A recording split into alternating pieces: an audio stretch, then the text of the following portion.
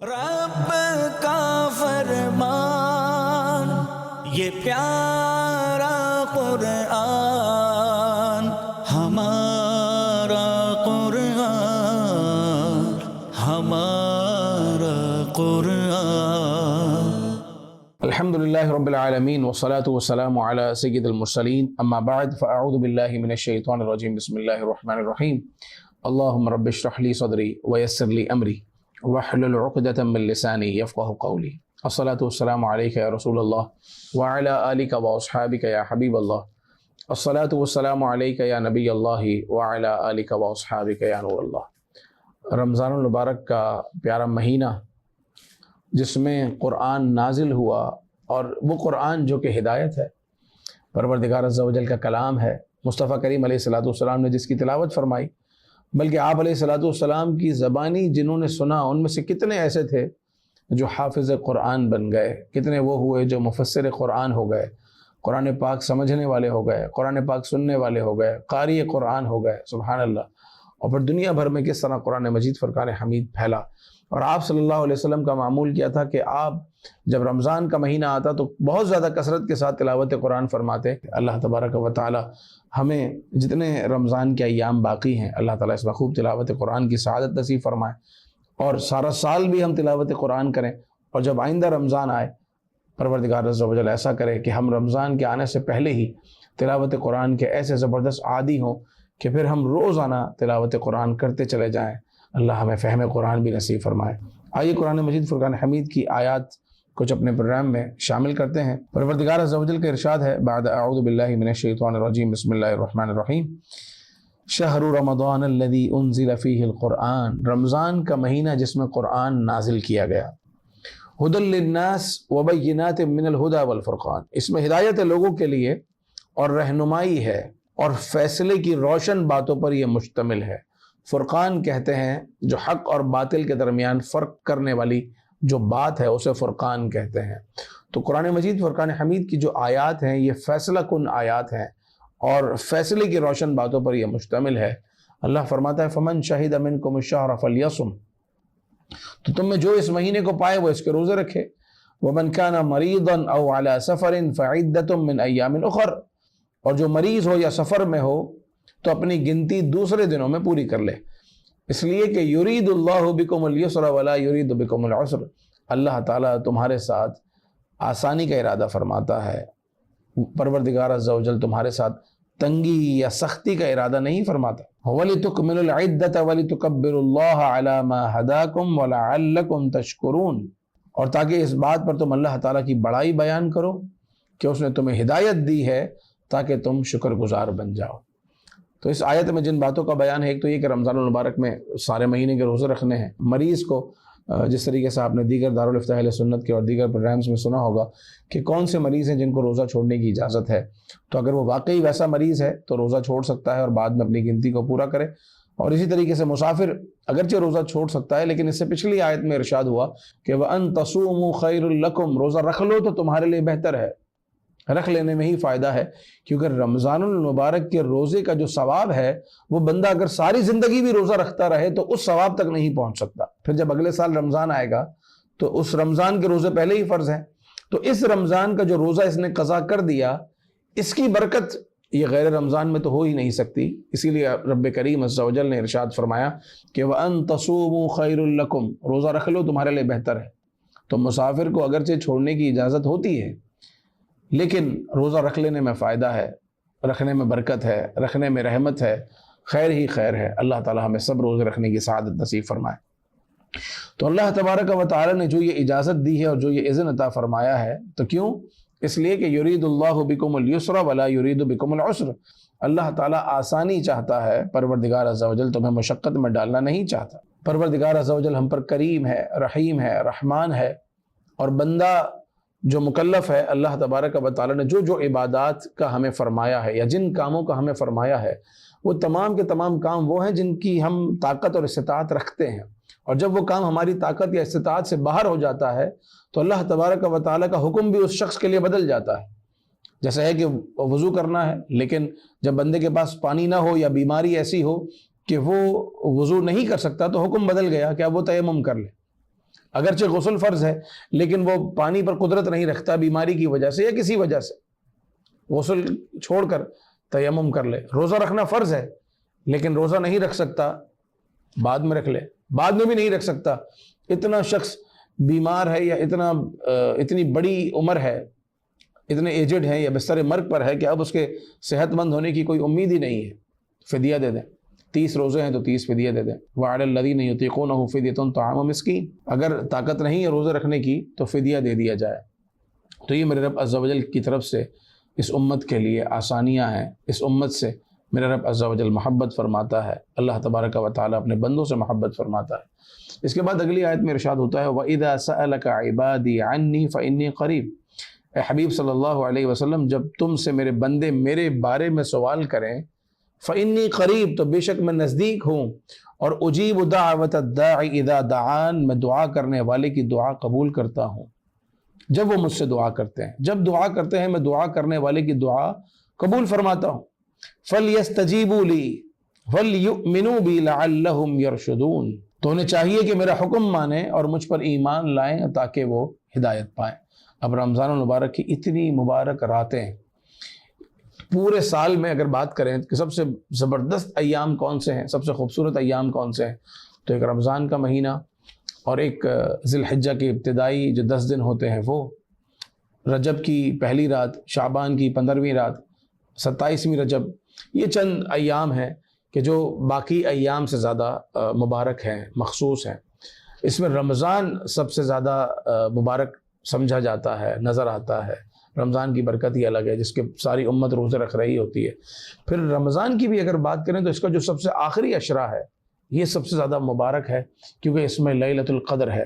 آپ علیہ السلام نے مخصوص اس عشرے کا اعتکاف فرمایا۔ یوں تو آپ علیہ السلام نے پورے رمضان کا بھی اعتکاف کیا، لیکن آخری عشرے کے اعتکاف پر آپ صلی اللہ علیہ وسلم نے یوں ترغیب دلائی ہے کہ اس میں لیلۃ القدر ہے، اور آپ علیہ السلام کے ساتھ صحابہ نے اس عشرے کا اعتکاف کیا، اور کہا گیا کہ اس عشرے کی آخری طاق راتوں میں لیلۃ القدر کو تلاش کرو۔ لیلۃ القدر کیا ہے؟ وہ نزول قرآن کی رات ہے جس کی ہم بات کر رہے ہیں۔ انا انزلناہ فی لیلۃ القدر، بے شک ہم نے اس قرآن کو لیلۃ القدر میں اتارا۔ وما ادراک ما لیلۃ القدر، اور تم کیا جانو لیلۃ القدر کیا ہے؟ لیلۃ القدر خیر من الف شہر، لیلۃ القدر وہ 1000 مہینوں سے بہتر ہے، 1000 مہینوں کے برابر نہیں بلکہ 1000 مہینوں سے بہتر ہے۔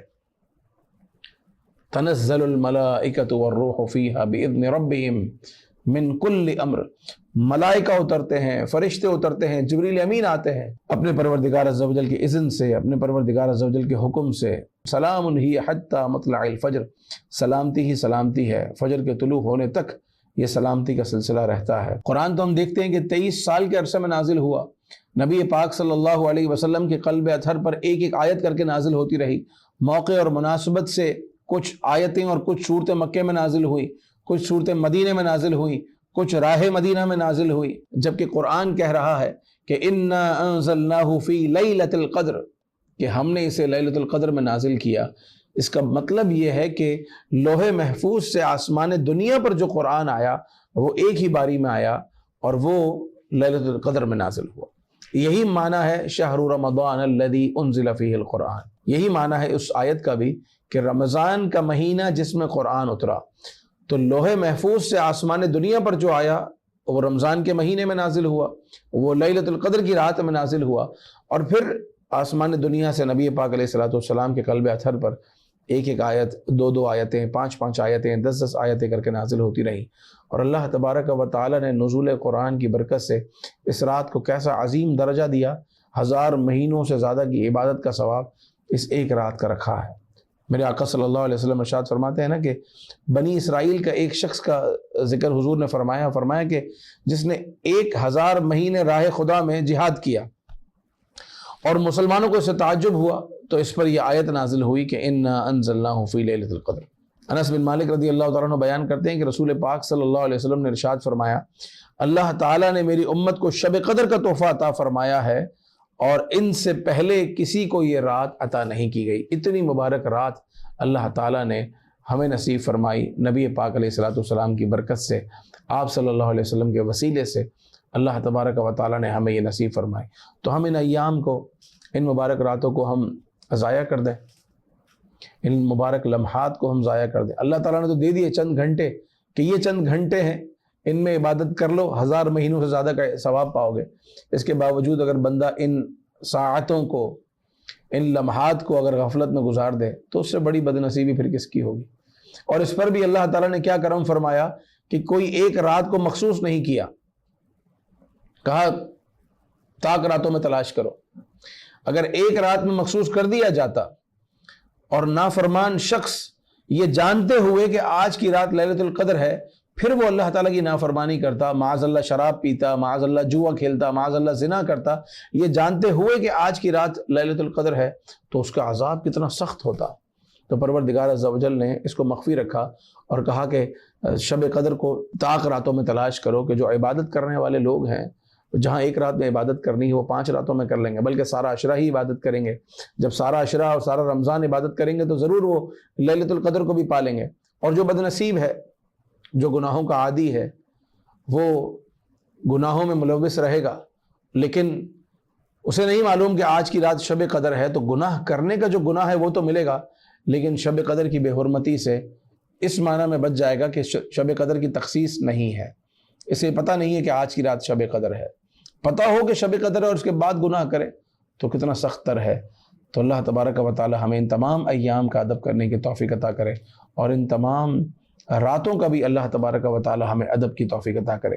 دن میں روزہ ہوتا ہے، دن تو بعض اوقات اچھے گزر جاتے ہیں، لیکن راتیں دوست بھی ہیں، دوستوں کی گیدرنگ بھی ہے، سحری بھی ہے، کہیں گھومنا پھرنا بھی ہے، اور ساتھ میں ہوٹلنگ بھی چل رہی ہوتی ہے، بہت کچھ چل رہا ہوتا ہے، جس میں بندہ بھول جاتا ہے کہ یہ بڑی مبارک راتیں ہیں، یہ ضائع کرنے کی راتیں نہیں ہیں۔ تو یہ راتیں تو مسجد میں گزارنے کی راتیں ہیں، یہ باہر گھومنے کی راتیں ہی نہیں ہیں۔ یہ راتیں تو قرآن پاک کی تلاوت اور توبہ اور استغفار اور اللہ تعالیٰ سے جہنم کی آزادی مانگنا اور مسجد میں بیٹھے رہنا اور اعتکاف والوں کے ساتھ وقت گزارنا، مدنی مذاکرہ دیکھنا، اس میں شریک ہونا، یہ راتیں ہیں۔ علم سیکھنے کی راتیں ہیں، قرآن سیکھنے کی راتیں ہیں، قرآن پڑھنے کی راتیں ہیں، توبہ اور استغفار کی راتیں ہیں۔ بندہ کہتا رہے رب کی بارگاہ میں، جس طریقے سے بی بی عائشہ رضی اللہ تعالیٰ عنہ نے عرض کیا، رسول اللہ اگر مجھے اندازہ ہو جائے یا میں جان لوں کہ شب قدر ہے تو میں کیا کروں؟ آپ علیہ السلام نے فرمایا کہ کہو اللہم انک عفو کریم تحب العفو فاعف عنی، اے اللہ، اے پروردگار، تو بخشنے والا ہے، تو مہربان ہے، انک عفو کریم تحب العفو، الہی تجھے معاف کرنا پسند ہے، فاعف عنی، پروردگار میری بھی مغفرت فرما دے، مجھے معاف فرما دے۔ تو یہ اتنی مبارک راتیں ہیں، یہ خاص مانگنے کی راتیں ہیں۔ اللہ تبارک و تعالیٰ کی رحمت آسمان دنیا کی طرف متوجہ ہوتی ہے رات کے آخری حصے میں، جو سحری کا وقت ہے۔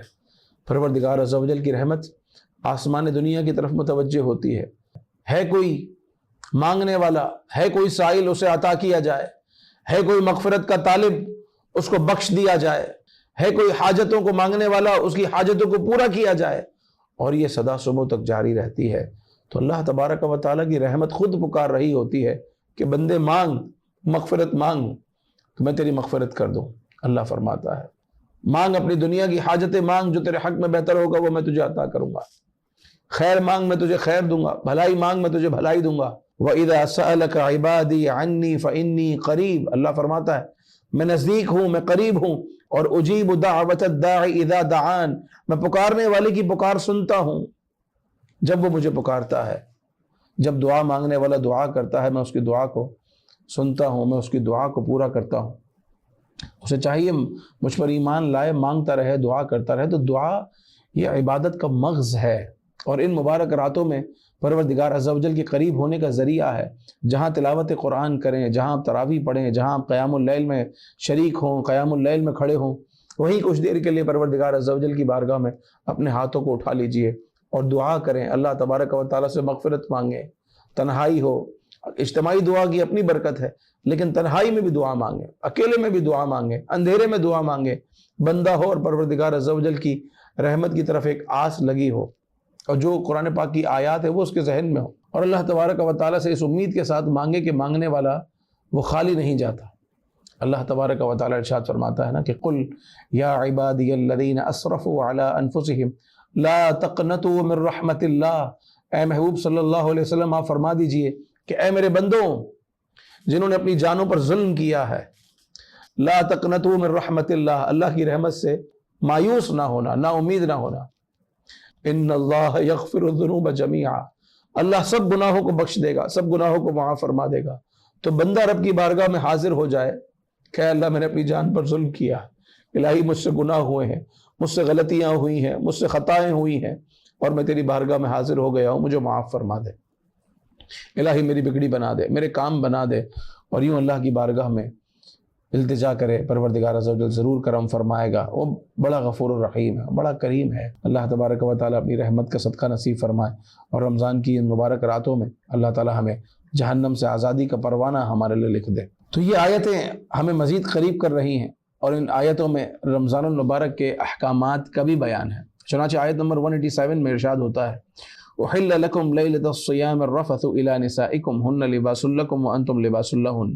تو رمضان المبارک میں پہلے یہ معمول تھا کہ اگر رات سو گئے تو اب جب اٹھیں گے تو سحری کرنے کی اجازت نہیں ہے، افطار میں جو کھا لیا، یا رات کے سونے سے پہلے جو کھا لیا وہ کھا لیا، اور آنکھ لگ گئی، آنکھ لگنے کے بعد جب اٹھے تو اب سحری میں نہیں کھانا۔ اللہ تبارک و تعالیٰ نے پھر بعد میں اسے حلال فرمایا۔ اور پہلے یہ تھا کہ یہ تصور کیا جاتا تھا کہ رمضان کی راتوں میں اپنی خواتین سے بھی دور رہنا ہے، دن میں تو دور رہنا ہی رہنا ہے، دن میں تو جو ہے وہ مباشرت حرام ہے اور روزہ فاسد کرنے والی چیز ہے، لیکن رات میں جانے کی اجازت ہے، اپنی خواتین کے قریب ہونے کی اجازت ہے، لیکن پہلے یہ اجازت نہ تھی۔ اللہ نے فرمایا احل لکم لیلۃ الصیام الرفث الی نسائکم، تمہارے لیے روزوں کی راتوں میں اپنے عورتوں کے پاس جانا حلال کر دیا گیا ہے۔ ہن لباس لکم وانتم لباس لہن، وہ تمہارا لباس ہے، تم ان کے لیے لباس ہو۔ علم اللہ انکم کنتم تختانون انفسکم فتاب علیکم وعفا عنکم فالآن باشروہن وابتغوا ما کتب اللہ لکم وکلوا واشربوا حتی یتبین لکم الخیط الابیض من الخیط الاسود من الفجر، کھاؤ اور پیو یہاں تک کہ سفید ڈورا سیاہ ڈورے سے الگ نظر آئے، حتی یتبین لکم الخیط الابیض من الخیط الاسود من الفجر۔ تو رات میں کھانے پینے کا سلسلہ آدمی رکھ سکتا ہے، بالکل رکھنا چاہیے، بلکہ سحری کھاؤ، اس میں برکت ہے، مگر کب تک؟ صبح صادق سے پہلے تک۔ جیسے ہی صبح صادق ہوئی، فجر کا وقت شروع ہوا، اب ثم اتم الصیام الی اللیل، اب اپنا روزہ رات تک پورا کرو، یعنی مغرب تک پورا کرو۔ ولا تباشروہن وانتم عاکفون فی المساجد، مباشرت جائز نہیں ہے، اپنی عورتوں کے قریب ہونا جائز نہیں ہے جس وقت تم مسجد میں اعتکاف میں ہو۔ عاکفون فی المساجد، جب مسجد میں اعتکاف کر رہے ہو تو اپنی بیوی کے قریب جانے کی اجازت نہیں ہے۔ تلک حدود اللہ فلا تقربوها، یہ اللہ تعالیٰ کی حدود ہیں، ان کے قریب نہ جانا۔ کذالک یبین اللہ آیاتہ للناس لعلہم یتقون، اور یہ اسی طرح اللہ تبارک و تعالیٰ اپنی آیتوں کو بیان فرماتا ہے تاکہ تم پرہیزگار ہو جاؤ۔ پرہیزگار کیسے ہوگے؟ پرہیزگار کا مطلب یہی ہے جو پرہیز کرتا ہو۔ پرہیز کس چیز سے کرنی ہے؟ گناہوں سے پرہیز کرنی ہے، حدود اللہ کے قریب نہیں جانا۔ تو اللہ تبارک و تعالیٰ کے احکامات پر عمل کرنے سے تقوی و پرہیزگاری ملے گی۔ انسان برائیوں سے پرہیز کرے گا، بچے گا، نیکیوں کی طرف آئے گا، تو ایک نور، ایک رحمت، ایک سکون، ایک اطمینان اور ایک قرار نصیب ہوگا جو مطلوب ہے، اور اللہ تعالیٰ ہمیں وہ نصیب فرمائے۔ تو یہ چند باتیں تھیں جو رمضان المبارک کے حوالے سے اور قرآن کے حوالے سے آج کے اس پروگرام میں بیان کی گئی۔ اس کے علاوہ سورہ قدر، اس کی کثرت کے ساتھ تلاوت کیجئے، خاص ان دنوں میں کہ جو لیلۃ القدر کی راتیں ہیں، 27 رمضان، 25 رمضان، 29 رمضان، اس میں سورہ قدر کی کثرت کے ساتھ تلاوت کیجئے۔ ہو سکے تو صلاۃ التسبیح ادا کیجئے، ہو سکے تو نماز پڑھنے کے بعد کچھ دیر تک سورۃ القدر کی تکرار کرتے رہیں کہ اس میں برکت رکھی ہے۔ یہ بڑی خوبصورت ایک سورہ مبارکہ ہے جس کا تعلق نزول قرآن سے ہے، جس کا تعلق لیلۃ القدر سے ہے، جس کا تعلق رمضان سے ہے، جس میں سلامتی کی بات ہے، جس میں فرشتوں کے نزول کی بات ہے۔ تو اللہ تبارک و تعالیٰ کا کرم ہوگا، اللہ تبارک و تعالیٰ ہم سب کا حامی و ناصر ہو، ہمارے گناہوں کو معاف فرمائے، لیلۃ القدر اللہ ہمیں نصیب فرمائے، یہ قدر والی رات اللہ ہمیں نصیب فرمائے، اس رات کی عبادت کرنے کی سعادت نصیب فرمائے، وہ عبادت جو 1000 مہینوں سے بہتر ہے۔ اس ایک رات کی عبادت 1000 مہینوں سے زیادہ درجہ رکھتی ہے، اللہ ہمیں نصیب کر دے۔ آمین آمین آمین بجاہ النبی الامین صلی اللہ تعالی علیہ وآلہ وسلم۔ رب کا فرمان، یہ پیارا قرآن